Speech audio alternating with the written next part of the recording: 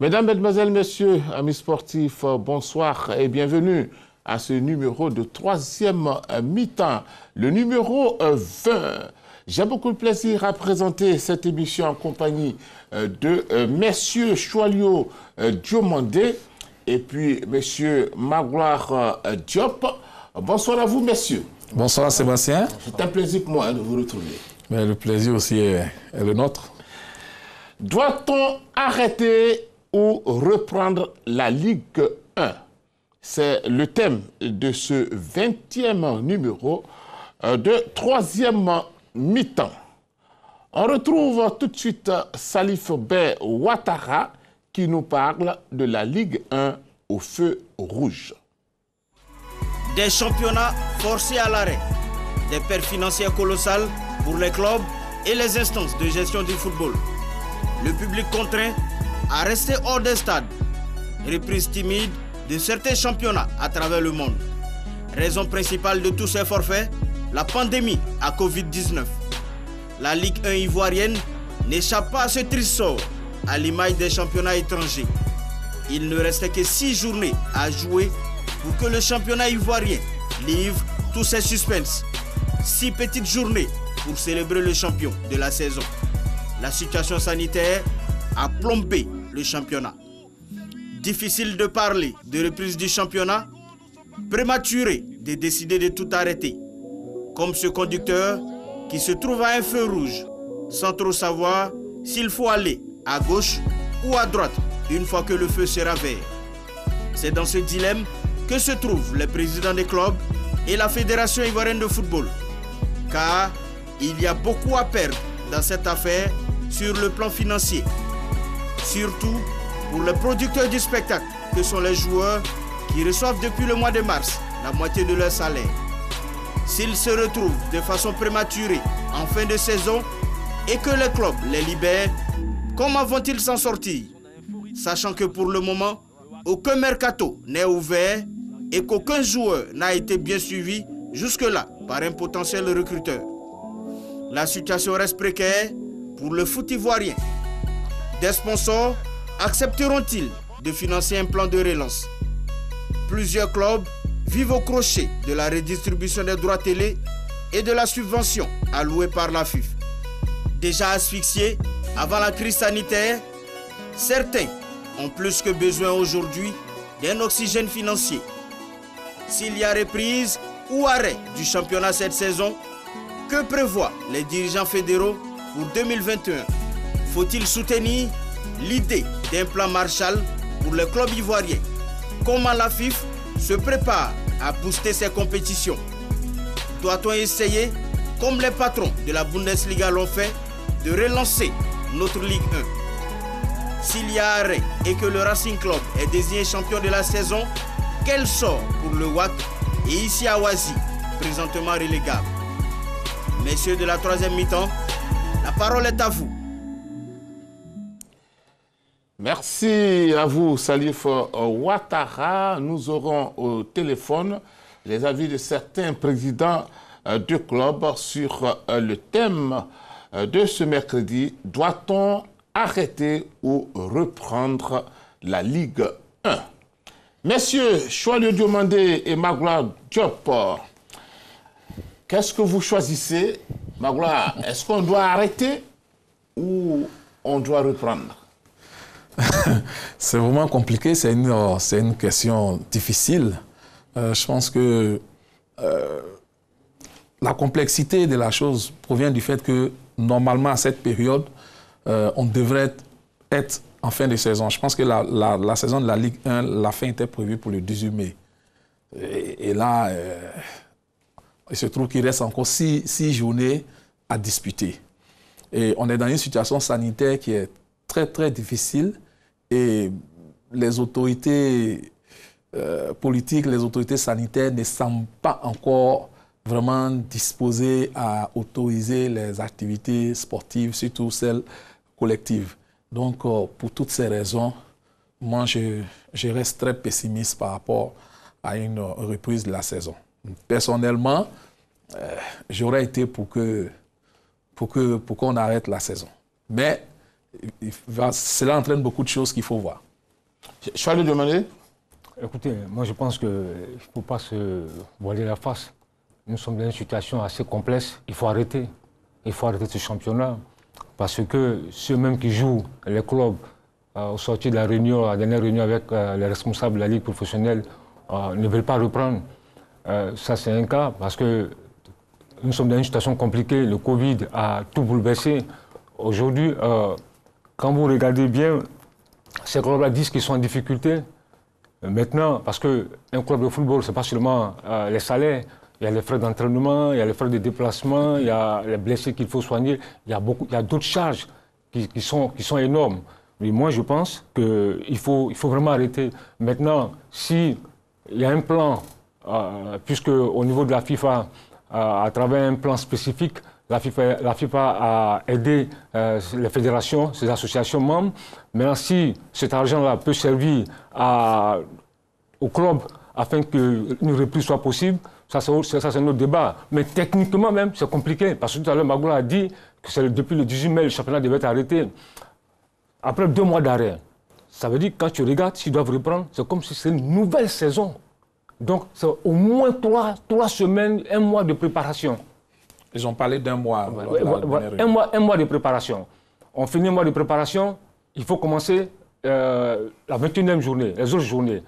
Et après 1 mois de préparation, pour que des joueurs puissent retrouver le rythme, c'est après 4 ou 5 journées. Donc déjà... On est en fin de saison. On est en fin de saison. Et puis c'est compliqué. Et puis encore, Sébastien, croyez-moi, nous sommes dans une situation assez complexe. Nous sommes dans un tournant décisif du football ivoirien. Moi, je pense qu'il faut tout arrêter. Il faut se consacrer sur les prochaines élections à la FIF pour désigner les nouveaux dirigeants de la Fédération ivoirienne de football. Parce que les conséquences aussi, tout à l'heure, il y a 14 clubs. Et tous les candidats, dans leur programme, parlent d'augmentation du nombre de clubs. Donc moi, je pense que les 14 clubs sont maintenus. Les clubs en Ligue 2, le premier de la Ligue de la poule A et le premier de la poule B montent automatiquement. Voilà, ça peut être une des solutions. C'est plus simple comme ça? Non, ce n'est pas aussi simple que ça. Non, ce n'est pas aussi simple que ça. Moi, je pense que la décision de modifier, disons, le nombre de clubs en Ligue 1 n'est pas encore entériné par l'Assemblée générale. Donc, dès cet instant-là, il faut carrément appliquer les règlements tels qu'ils sont. C'est-à-dire, si on doit désigner un champion, on désigne le champion, on désigne le vice-champion, et puis les 2 derniers descendent systématiquement. Ensuite, les 2 premiers des 2 poules de la Ligue 2, ils montent. Maintenant, quand la modification sera entérinée, on peut maintenant voir qu'est-ce qu'il y a lieu de faire. Est-ce que ceux qui descendent, on leur fait remonter, ou bien il faut procéder à des barrages? Ça aussi, c'est possible. Les barrages entre les 2 derniers et les 2 deuxièmes des poules de Ligue 2, ça aussi, c'est... Donc, il y a beaucoup de formules. Je pense, c'est pourquoi j'ai dit tout à l'heure qu'on peut arrêter la saison. Maintenant, pour le reste, je pense que c'est sur le reste maintenant qu'il va falloir discuter sérieusement et sur ces choses qu'il va falloir s'entendre. Est-ce que justement, allez-y d'abord. Parce que quand on est dans la projection, parce que forcément, il y aura de nouveaux dirigeants. Ça peut être la continuité, ça peut être le changement, ça peut être le renouveau. Mais forcément, il y aura un renouvellement du comité exécutif de la FIF. Et là, quand tu regardes, tous les candidats sont unanimes pour dire qu'il faut augmenter le nombre de clubs. Donc moi, c'est pourquoi je dis, aujourd'hui, il faut arrêter tout et aller aux élections. Et là, maintenant, on va prendre de nouvelles mesures. S'il faut réellement augmenter le nombre de clubs, il faut augmenter le nombre de clubs en Ligue 2 ou en D3. C'est un tournant important du football ivoirien. Et là, avec ce Covid-là, je pense qu'il ne faut pas s'emmerder. Il faut tout arrêter. Et puis, mais tout cela, toutes ces décisions doivent être prises avant l'Assemblée générale. Soit arrêter le championnat. Parce ils ne vont pas finir l'AG, finir les élections et puis revenir au championnat. Il serait mieux de prendre la décision de continuer ou d'arrêter le championnat avant l'Assemblée générale ordinaire qui est prévue. Si on doit continuer, on prend la décision, on fait l'Assemblée générale, après on va terminer la saison. S'il faut arrêter aussi, on prend la décision avant cette Assemblée générale et on passe à autre chose. On prend la décision, on mesure toutes les conséquences, on prend les décisions qu'il y a à prendre et puis ensuite on va à l'Assemblée. Sébastien, allez-y. Une précision rapidement. Vous savez, on était sur ce plateau un jour, on a débattu de la formule du championnat. Et là, moi j'étais pour. Il y avait un candidat qui était là ce jour-là. Je proposais d'augmenter le nombre de clubs. J'ai été battu dans la discussion. Dans la discussion. Ils m'ont dit non, que ce n'était pas possible. Non. Maintenant, je vois dans le programme de ce candidat-là une augmentation de clubs. Comme quoi, souvent, nous faisons des propositions, même quand c'est bon, qu'ils aient le courage de nous le dire. Il ne faut pas après aller nous noter ça et puis mettre ça dans vos programmes. Parce que nous, on l'a dit ici, mais on a été combattus. Mais après, on se rend compte que ces mêmes candidats qui nous ont combattus ici, on soit allé mettre ça dans leur programme, augmentation du nombre du club. C'est la précision que je voulais faire. Ah, c'est un autre débat. Alors, monsieur, en cas d'arrêt, est-ce que les clubs sont perdants? Disons que c'est que les clubs perdent. Oui. Moi, j'estime que les clubs n'ont pas trop grand-chose. Mais quand même, il y a un manque à gagner. Il y a un manque à gagner. Le manque à gagner, il est à deux niveaux, au niveau sportif et puis au niveau économique. Au niveau sportif, il y a quand même des équipes qui sont encore, comment on appelle, en course pour le titre. Donc, arrêter la saison, forcément, pour ces équipes-là, il y a quelque chose qu'elles perdent. Il y a aussi le fait que, comment on appelle, au niveau sportif, il va falloir voir le mode de validation de la saison. Est-ce qu'on opte carrément pour une saison blanche ou bien on valide la saison, en ce moment il y aura un champion qui sera désigné en fin de saison. Parce qu'il y a quand même de l'argent en jeu. Quand tu es champion, tu as une prime de 20 millions. Il y a également, si la saison n'est pas validée, les 1 million qui sont remis au premier à chaque journée, c'est annulé. Et il y a aussi la désignation des représentants en Coupe africaine. Il y a de l'argent à gagner là-bas. Donc, ça, ce sont des enjeux sportifs que ces clubs-là perdent. Et puis maintenant, bon, les enjeux économiques, on les connaît. Il y aura des problèmes, par exemple, pour payer les salaires, alors que dans le cahier des charges stipule que désormais, les clubs doivent payer les joueurs 12 mois sur 12 et non 10 mois sur 10. Donc là, ils auront des problèmes. Et puis également, il y a aussi un risque qu'ils soient amputés d'une partie de leurs droits TV la saison prochaine. Ça, c'est un risque. Hein. Je ne dis pas que c'est ce qui va se faire, mais je dis que c'est possible. Parce qu'il faut le dire, le diffuseur ou les diffuseurs, ce sont des hommes d'affaires. Ils ne vont pas rester aussi inactifs. Oui. Ils vont demander des réparations. Et les réparations vont se faire à quel niveau?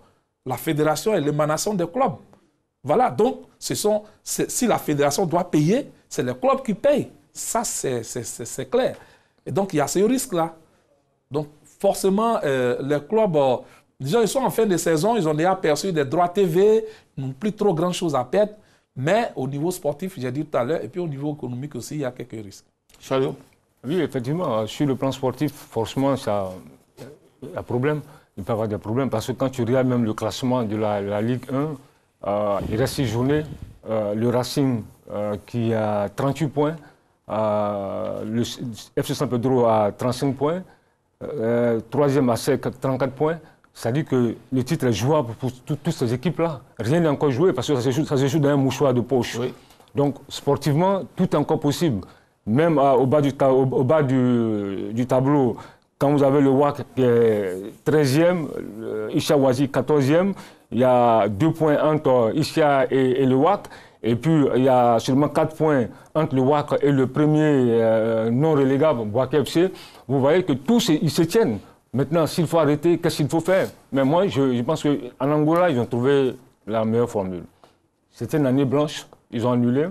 Ils ont décidé, les 2 premiers, le Petro Atlético a été déclaré champion d'Angola. Ensuite, Primero, deuxième, qui va jouer la Coupe de la Confédération. Et puis le Petro va jouer la Ligue des Champions. Chez nous, je donne un exemple comme ça. Si on doit arrêter, le Racing va en Ligue des Champions. Et puis le FC San Pedro en Coupe de la Confédération. Voilà. Oui, Sébastien, vous comprenez, le gros manque à gagner pour un club comme la SEC Mimosa, qui est un club professionnel, qui, des années de suite, ne va pas jouer une Coupe africaine.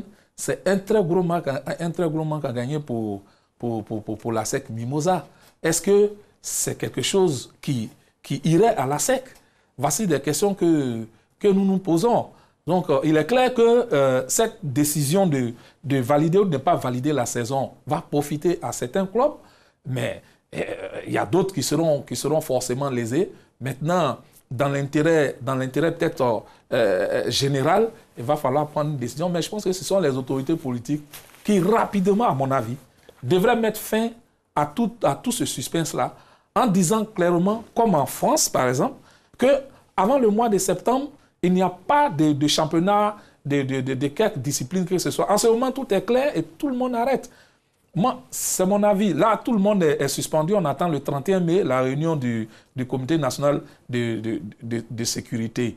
Mais si tout de suite les autorités politiques et sanitaires disent qu'on ne peut pas jouer, on ne peut pas faire de sport collectif, d'activité au niveau des sports collectifs avant le mois d'août ou avant le mois de septembre, on met fin à la saison. Alors, à tout moment, hein, si on peut avoir quelques présidents de clubs, ça va être une très bonne chose. Alors, M. Choualio demandait pourquoi les clubs n'ont pas été... sont pas tombés d'accord à la réunion convoquée par le président de la Ligue professionnelle. Écoutez, c'est un peu les raisons qu'on a... Parce que c'était plus simple d'avoir une seule... Mais vous savez que les clubs, tous les clubs n'ont pas, c'est pas les mêmes enjeux. Bon, tout à l'heure, quand tu prends la SEC Mimosa, c'est vrai, actuellement classé 3e. La SEC, après 2 saisons rater 2 saisons sans aller en Coupe d'Afrique, c'est énorme pour les jeunes de Noirs. Donc vous voyez que si aujourd'hui il faut reprendre, peut-être que la SEC va accepter de jouer parce que là, la SEC, mathématiquement, tout est encore possible. Bon, maintenant, le Racing, si on l'arrête, ils sont champions. D'ailleurs, je lisais une interview du président du Racing qui avait décidé de tout arrêter, qui proposait qu'on arrête tout. Vous voyez que les enjeux, les objectifs des uns et des autres ne sont pas les mêmes. Maintenant, selon nos informations, à la réunion du lundi passé, à l'unanimité, les clubs ont décidé de l'arrêt. Bon, ça n'arrange pas aussi les affaires de la Ligue professionnelle, parce que c'est vrai, vous décidez d'arrêter, mais vous avez déjà pris les droits télé. Il y a des engagements. Il y a l'engagement avec le diffuseur. Comment ça va se passer? Avec les diffuseurs. Ouais, avec les diffuseurs. Comment ça va se passer? Là encore, c'est une autre bataille, c'est des discussions qu'il faut mener. Qu'est-ce qu'il faut faire? Puisque déjà, le diffuseur a payé. Parce que c'est différent. En France, les 2 diffuseurs, Canal et... On peut citer. Vous avez déjà cité. Beansport. Allez-y. Il y a 2 diffuseurs. Bon, on informe un peu Canal et Beansport. Ils payaient par tranche. C'est ça. Ils avaient déjà payé une première tranche et une autre tranche qui devait payer le 5 avril. Après, ils ont tout bloqué. Ils ne payent plus. Donc, ce n'est pas le cas en Côte d'Ivoire. Donc, la RPI et Canal, qui sont les 2 diffuseurs de la Ligue 1 ivoirienne, forcément, il y a un problème. Il faut maintenant discuter avec la Ligue professionnelle et les 2 diffuseurs. Oui, Sébastien, ce que je voulais ajouter à ce que Choualio a dit, je pense que ce n'est pas gagné pour le RCA. Il faut qu'il fasse attention. Il ne faut pas déjà que du côté du RCA, on se mette à jubiler en se disant que comme la tendance est pour l'arrêt du championnat, donc le titre est acquis. Non, ça c'est un autre débat qui sera mené. La question de la validation de la saison, ce n'est pas parce qu'on arrête la saison que systématiquement elle est validée. Elle peut être qualifiée de saison blanche. Donc, pas de champion. C'est clair, c'est comme si elle n'avait jamais eu lieu. Et donc, la désignation des représentants, ça aussi, c'est une autre question. Là, je trouve que ça va être aussi injuste. Hein. Là, ça va être injuste. Ben, tout est injuste. Non, quel que soit le scénario. Non, mais là, ça va être vraiment injuste. Même si vous me dites qu'aujourd'hui, que le RCA est en premier et mérite le titre, oui, puisqu'ils ont disputé le même nombre. Mais il y a un problème d'équité. C'est clair, puisqu'il y a des adversaires que le RCA, qui restent au RCA à rencontrer. La SEC peut dire, par exemple, que son calendrier, les 6 derniers matchs, lui semble plus favorable par rapport, par exemple... Oui, mais là on ne tient pas compte des 6 de la SEC ou de n'importe quelle équipe. C'est la question d'équité, Sébastien. On ne tient plus compte des 6. C'est-à-dire que le championnat s'arrête aujourd'hui. Qui est champion aujourd'hui? C'est celui qui est premier. Toujours dit qu'il n'est pas allé à terme. Mais ça, ce n'est pas lui. La décision ne vient pas de lui.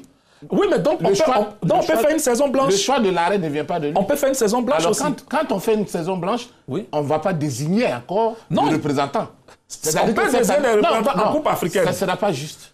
Vous désignez sur quelle base? Mais les représentants, on les désigne quand vous les désignez sur quelle base? Même s'il n'y a pas de championnat, on peut désigner des représentants. Il y a eu un championnat. Sébastien, oui. Il y a 4 schémas. Oui. Le premier schéma, c'est l'arrêt. On arrête tout. Oui. C'était le cas au Cameroun, en RDC et puis au Congo-Brazzaville. Deuxième schéma, c'est l'année blanche, on annule tout. On annule tout. Ça a été le cas en Angola, au Burkina, au Cap-Vert, en Guinée et puis au Niger. Et puis il y a le troisième cas, on reporte. Il y a des pays qui ont décidé de reporter, comme le Madagascar, le Mali, la Mauritanie et autres. Et puis quatrième cas, les pays qui sont dans la réflexion, comme la Côte d'Ivoire. Maintenant, la question que vous posez, si c'est l'année blanche, on arrête, enfin on annule. Mais est-ce qu'il ne faut pas désigner? Parce qu'il y a un pays qui a dit non, qu'il n'y a pas de représentants en compétition africaine l'année prochaine. D'accord. Mais là, moi, je trouve ça un peu injuste.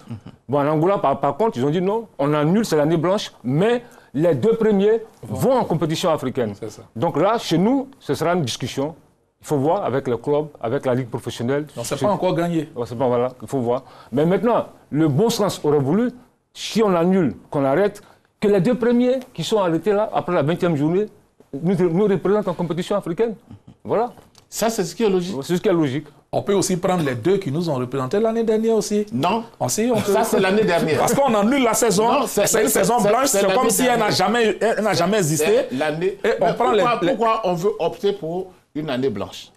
Mais c'est possible. On ne peut pas parce opter que ça pour une année ailleurs blanche si on est à 6 journées de la fin du championnat. La logique aurait voulu qu'on s'arrête là où on a pu et que l'année prochaine, ce soit ceux qui sont désignés champions à ce moment-là qui représentent. C'est ce qui est logique. Mais on ne peut pas se baser sur ce fait-là pour dire non, c'est une année blanche, donc on va se référer aux années antérieures pour prendre un championnat. Non, ça, c'est pas logique du tout. On ne peut pas faire plaisir aux colons parce que c'est assez ou si c'est africain. Non, c'est pas du tout. Mais Sonia, vous savez, au Burkina... Ils ont commencé ensemble la première journée. Vous savez, au Burkina... Oh, je parle de la Côte d'Ivoire. Oui, d'accord, la Côte d'Ivoire, mais nous parlons aussi de l'Afrique. On a évoqué. Au Burkina, le club de Salitas était en tête du championnat.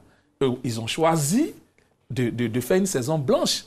Donc, d'annuler carrément la saison et de prendre les 2 représentants de la saison dernière. C'est vrai que les uns et les autres, il y a à boire, à manger pour les uns et les autres. Mais c'est un scénario qui est possible. Donc, ne le rejetez pas comme ça, tout de suite du revers de la main.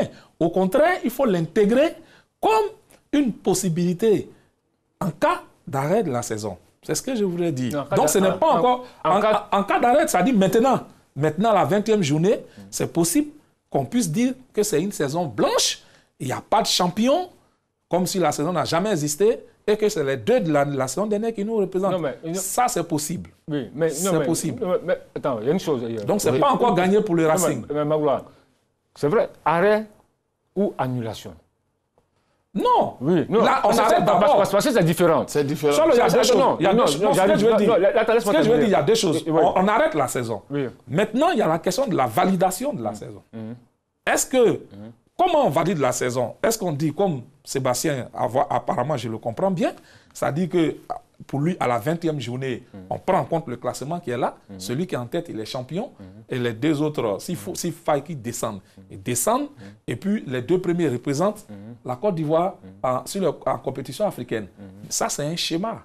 Maintenant, on peut décider aussi de faire une saison blanche. C'est ce que je suis en train de dire. Mais quand on fait une saison blanche, on ne demandera pas de compte au club. Parce que les clubs n'ont pas décidé de faire une année blanche.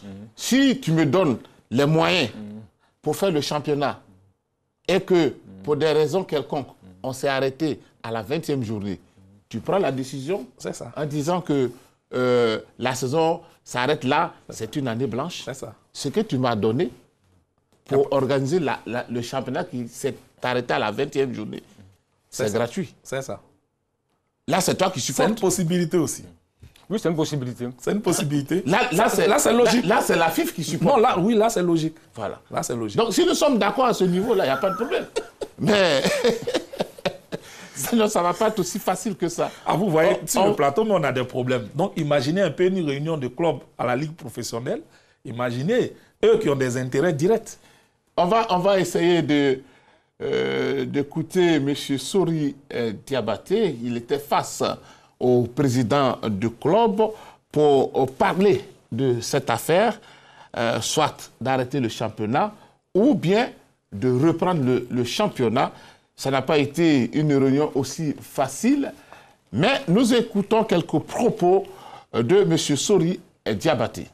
Nous avons proposé au club de payer au moins le SMIC, c'est-à-dire 60 000 francs CFA, qui serait un minimum à payer au moins pour les clubs de Ligue 1. Pour ceux qui, si les salaires sont payés à 50%, seraient en dessous de 60 000. Donc ça, c'est ce qui a été arrêté. En ce qui concerne mai, nous n'avons pas voulu faire comme mars-avril. Nous avons laissé la latitude aux dirigeants de club de rencontrer les joueurs dans leurs clubs respectifs et de leur faire des propositions. Chaque club doit pouvoir rencontrer ses joueurs. Ceux qui veulent payer 100% peuvent payer 100%. Ceux qui veulent payer 50% payeront 50%. Il y en a qui pourraient peut-être payer 75%. Donc nous avons accepté, validé cette disposition pour le mois de mai. Le fonds d'urgence annoncé pour soutien aux 211 fédérations de football à travers le monde n'est pas encore disponible. La FIFA est en train de collecter des ressources. Dans le courrier qui a été lu au club ici et dont ils ont copie, nous avons précisé que ces fonds seront mis à disposition quand ils seront disponibles, en fait. Et il y aura un protocole d'utilisation de ces fonds-là. La FIFA mettra en place un règlement d'utilisation de ces fonds.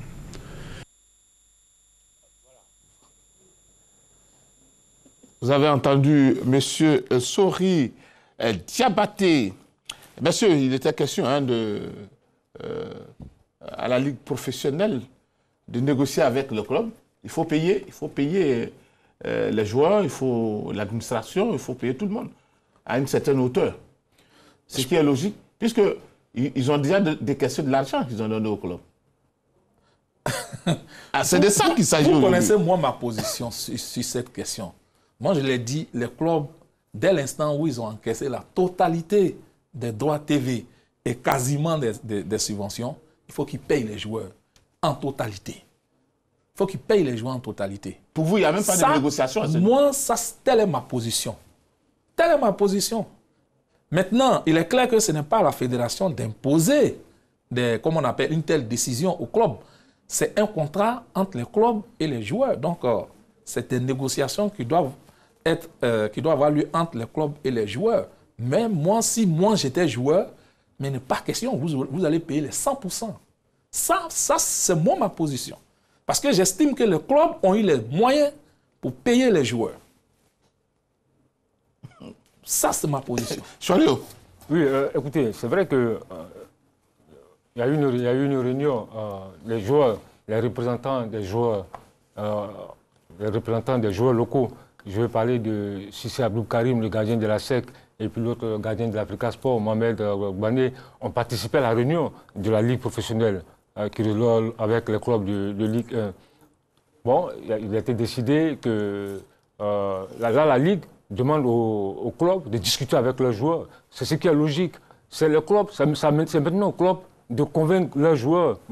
Voilà, nous sommes en difficulté, voici ce que nous pouvons payer. Nous pouvons payer peut-être 50% ou 75% ou 80% ou 100%. Donc je pense que c'est une négociation entre le président du club, et leurs joueurs afin de trouver une solution. Sinon, nous savons déjà, même hier, il y a eu à discuter avec le représentant des joueurs qui m'a dit non, qu'eux, ils ne sont pas pour les 50%. Ils ne sont pas pour les 50%, ils sont pour les 100%. Maintenant, il faut entamer une négociation avec le président du club pour trouver un terrain d'entente. Parce que ces situations-là, ce ne sont pas les clubs qui l'ont créé, ce ne sont pas les joueurs qui l'ont créé, ce n'est pas aussi la Ligue professionnelle qui l'a créé. Donc là, on est dans une situation de crise sanitaire qui glisse sur le plan économique. Je pense qu'il faut s'entendre, il faut discuter pour trouver les voies et solutions pour sortir de cette situation. J'ai l'impression qu'un bras de fer risque d'être créé encore quelque part. Si jamais on devait reprendre le championnat et que vous imaginez s'il y a des joueurs qui n'ont pas perçu leur arriéré de salaire, ce n'est pas évident que ces joueurs-là acceptent tout de suite de rentrer en compétition. Ça, c'est une des raisons. Ça va être encore compliqué. Une des raisons pour lesquelles je pense qu'il serait plus sage pour l'année blanche de mettre fin. Non. Ça, c'est de mettre fin à la saison. C'est-à-dire d'arrêter la saison maintenant au moment où elle était prévue, c'est-à-dire cette fin de saison-là. Elle était prévue maintenant. Donc, les clubs étaient supposés avoir fait un budget de telle sorte à payer les joueurs jusqu'à maintenant, sans Covid. Ça, c'est clair. Donc, qu'ils payent les 100% des salaires des joueurs jusqu'au mois de mai 2020. Maintenant, si la saison devait se poursuivre, en ce moment, je peux comprendre que les clubs viennent me dire non, je n'avais pas prévu jouer en juin, je n'avais pas prévu jouer en juillet, je n'avais pas prévu jouer en août.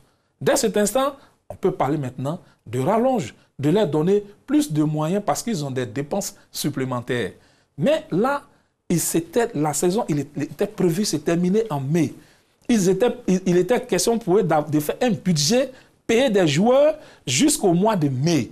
Et ils ont encaissé les droits TV et quasiment les subventions.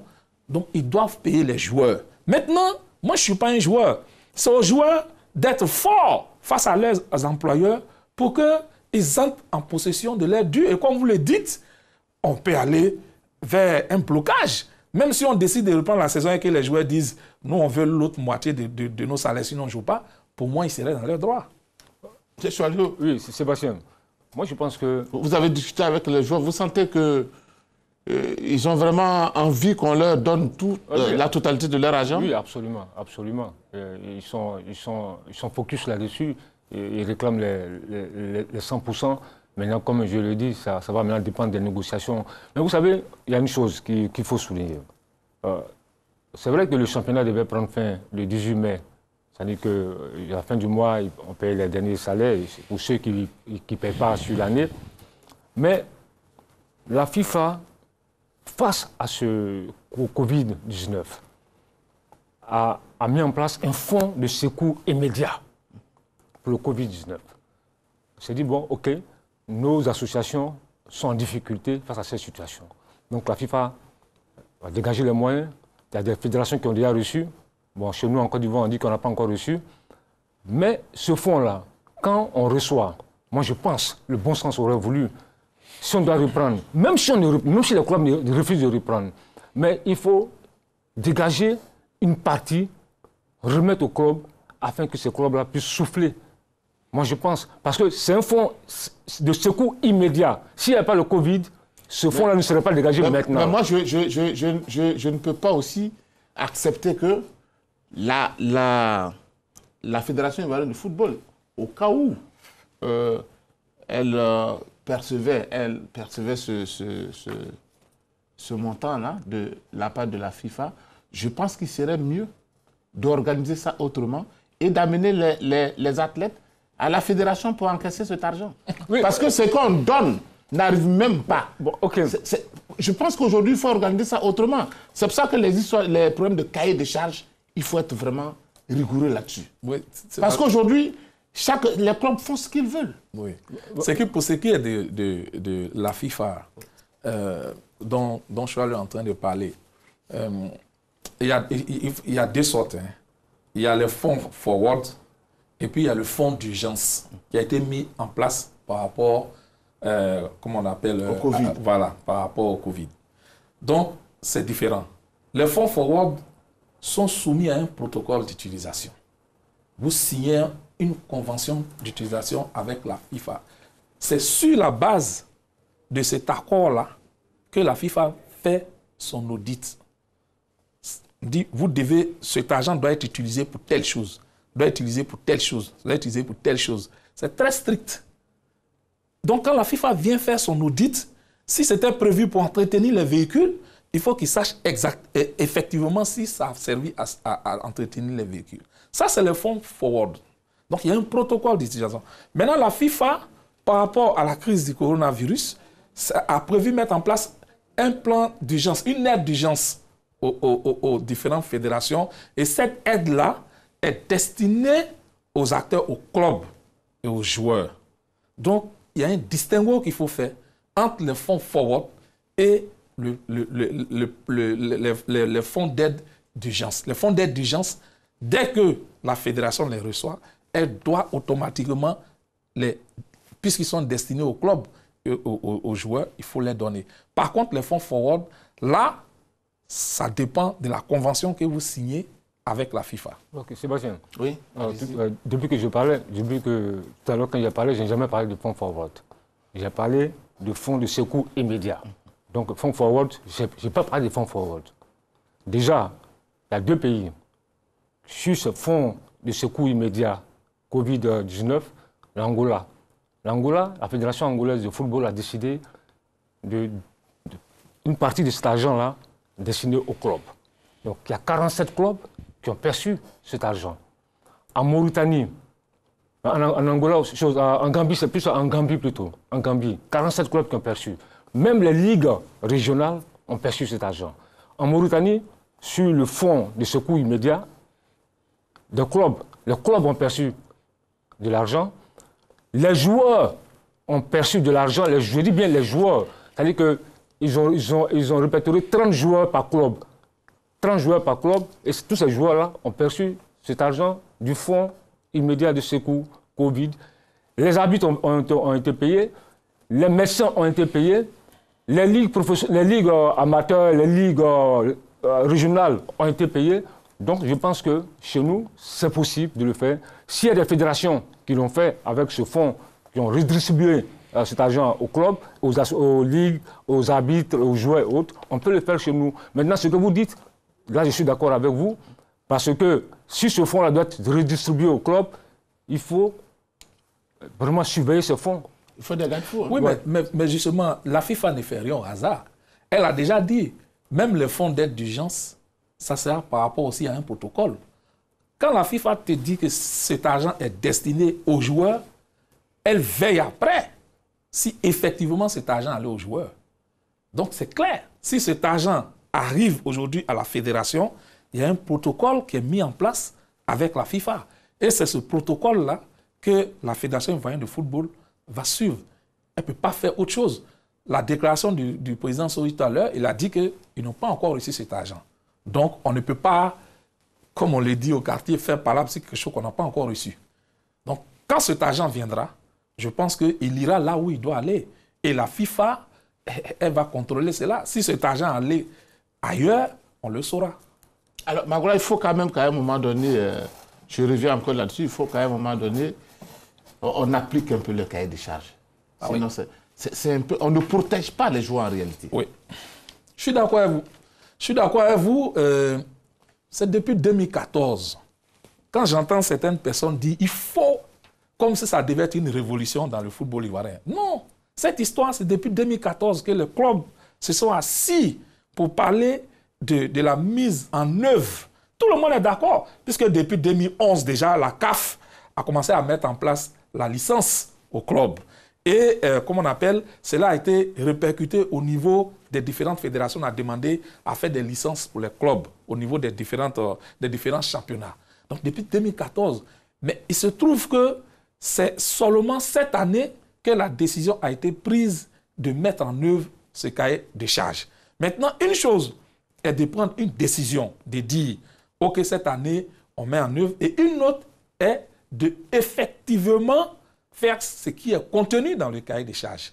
Et je pense qu'aujourd'hui, il faut effectivement que ce cahier des charges-là, que les clubs acceptent de mettre intégralement en œuvre ce cahier des charges-là. Il est de leur responsabilité, puisque ce cahier des charges-là, c'est ce cahier des charges-là qui fait d'eux-mêmes des clubs professionnels et qui permet justement d'attribuer une licence qui leur permet de participer au championnat de Ligue 1 ou de Ligue 2, donc au championnat professionnel. Donc sans ce cahier sans l'application, la mise en œuvre effective de ce cahier des charges-là, on ne peut pas vous donner de licence. Donc on ne donne pas la licence avant. On voit d'abord si vous avez appliqué avant de vous donner la licence. Sébastien, moi je pense qu'il faut qu'on se dise la vérité.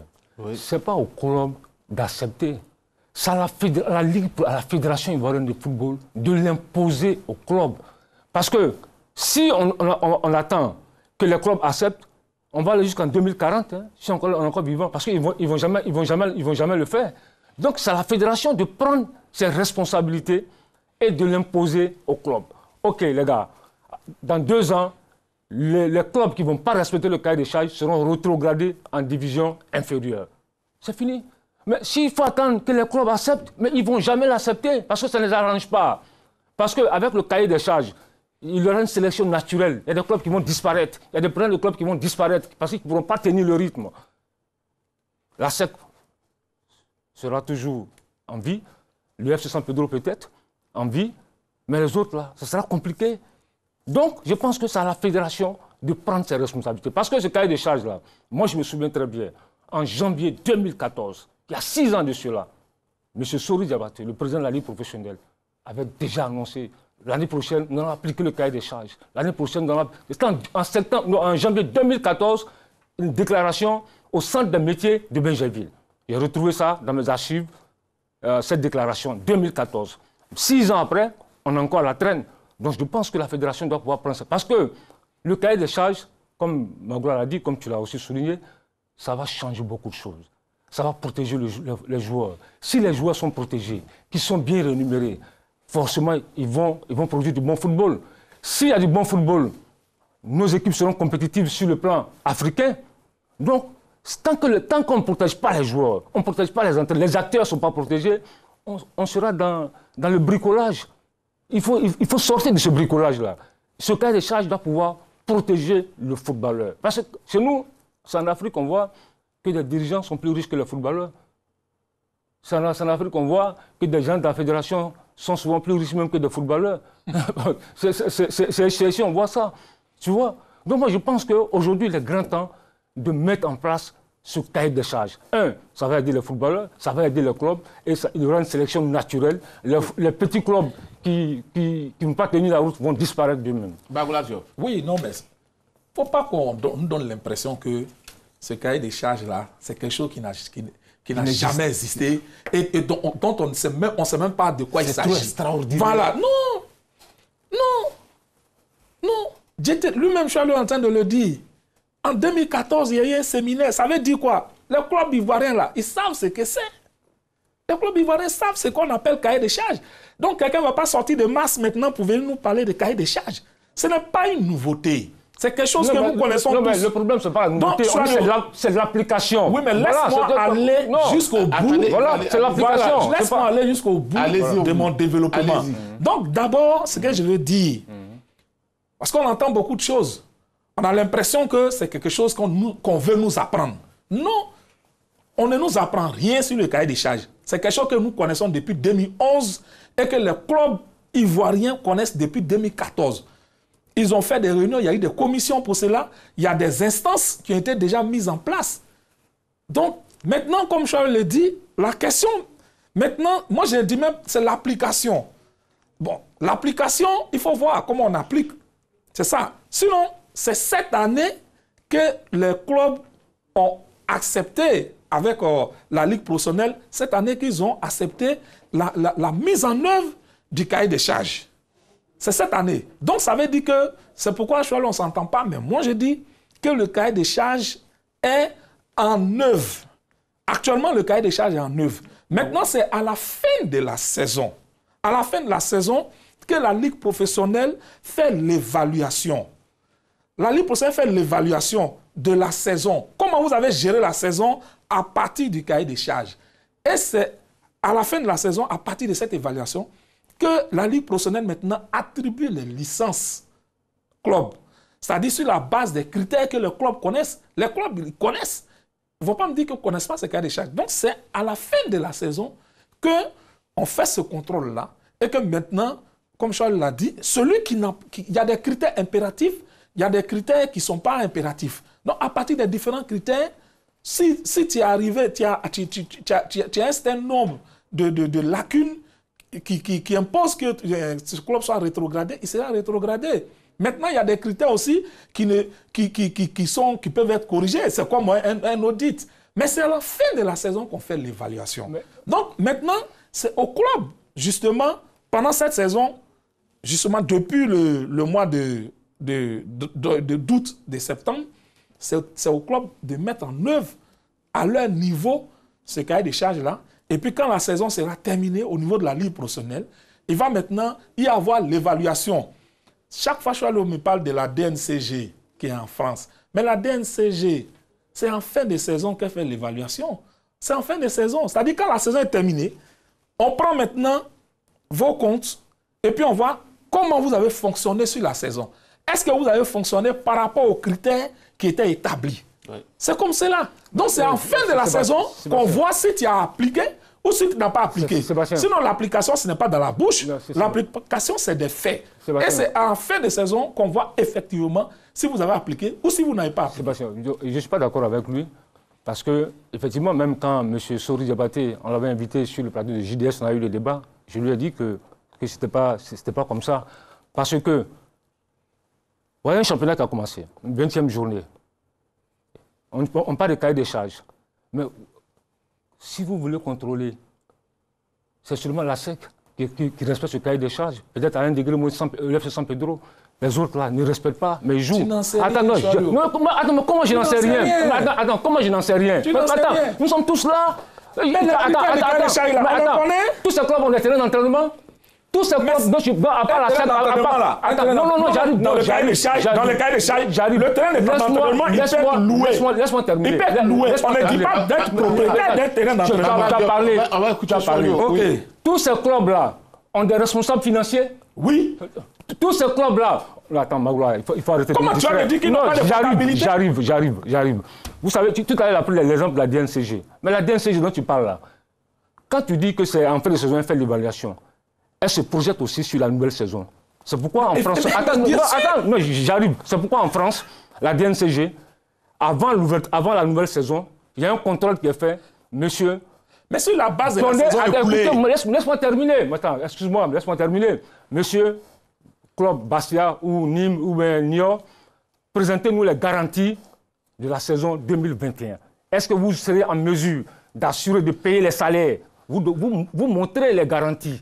C'est sur cette base-là qu'on accepte que vous jouez la nouvelle saison. Si vous ne démontrez pas ces garanties, vous êtes automatiquement rétrogradé en division inférieure. Mais chez nous ici, on accepte tout, on dit bon, allez jouer. On va faire l'évaluation en fin de saison. Mais c'est du bricolage. Il faut arrêter avec ça. Parce que tout à l'heure, quand tu parles, tu rejettes la faute sur le club. Je dis, Magloire, il ne faut pas rejeter la faute sur le club. C'est la fédération, c'est son spectacle. C'est la fédération qui organise le championnat. C'est sa propriété. C'est elle qui doit mettre... Ça va de conclusion. Hein, oui, c'est la fédération qui doit mettre en place tous les outils de contrôle pour dire, voilà... Moi, je pense même qu'il faut laisser le temps au club, dans 2 ans, leur dire, dans 2 ans, le club qui ne respectera pas le cahier des charges sera rétrogradé. Merci. Magloire Diop, 30 secondes. Pour moi, il faut responsabiliser les clubs. La professionnalisation du football ivoirien est dans leurs mains et non dans les mains de quelqu'un d'autre. Si ces clubs sont professionnels, le football ivoirien sera professionnel. Donc, il faut que ces clubs-là s'organisent comme il se doit. Merci. Il faut qu'ils prennent les responsabilités. Merci à vous, Magloire Diop. Merci également à vous, Choalio Diomandé. Doit-on arrêter ou reprendre la Ligue 1? On a écouté les uns et les autres. Et on a pris bonne note. Maintenant, la parole revient à la Fédération ivoirienne de football. C'est ici donc qu'on s'arrête pour ce numéro 20 de 3e mi-temps. Merci et bonne suite de programme sur RTI2.